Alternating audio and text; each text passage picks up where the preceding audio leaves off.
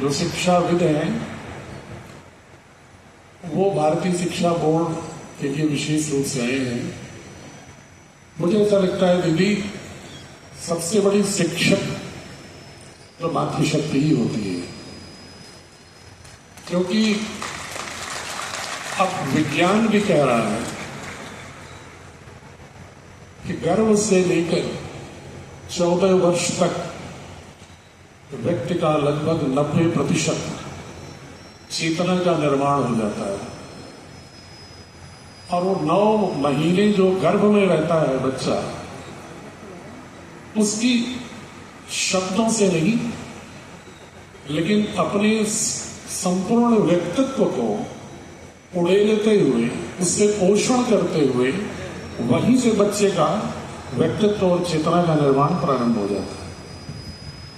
बहुत सारे न्यूयॉर्क में और यूरोप में जो फिजिक्स और बायोलॉजी के जो ज्वाइंट रिसर्चर हैं, संयुक्त जो रिसर्च कर रहे हैं, उन्होंने पाया कि जो अभिमन्यु की कथा थी वो हो सकता है काव्यात्मक रूप में अतिरंजनापूर्ण ढंग से क्रिएटिव इमेजिनेशन के रूप में प्रस्तुत होने से लोगों को भ्रम होता हो, लेकिन विज्ञान इसको सिद्ध करता है कि गर्भ में भी बच्चे का चेतन और चेतन का निर्माण होता है।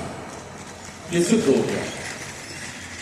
और मातृशक्ति का योगदान एक शिक्षक के रूप में जिस समय नींव बन रही होती है, शिक्षक की भूमिका तो 3 वर्ष के बाद आती है, लेकिन 3 वर्ष 9 महीने का जो कार्यखंड है ये लगभग 50% अवचेतन का निर्माण कर देती है। उसकी सिर्फ एकमात्र अगर कोई गुरु है तो मां।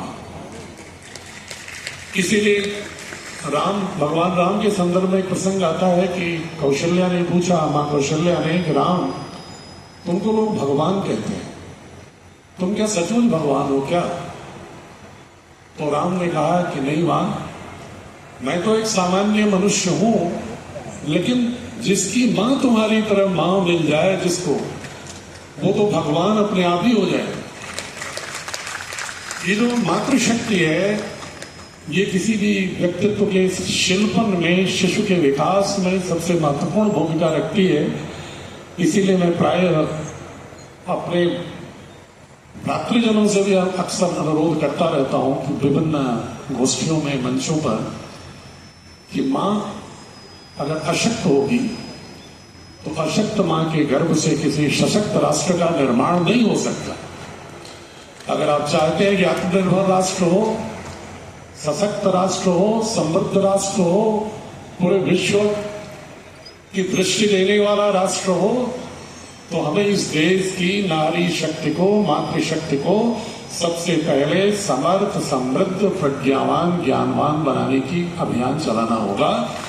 और जिसको महर्षि दयानंद ने बहुत ही प्रमुखता से 19वीं सदी में इस बात का उन्होंने शंखनाद किया, और ये हमारी संस्कृति का एक अभिन्न हिस्सा था।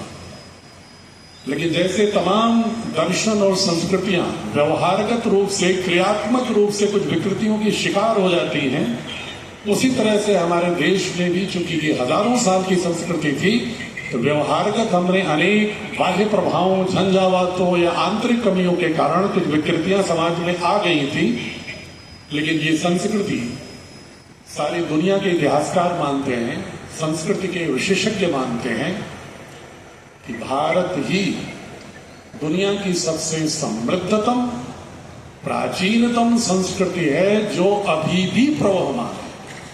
हमारे आसपास की जो संस्कृतियां थी, चाहे बेबीलोन, मिस्र की संस्कृति, वो खंडहरों में दिखती है।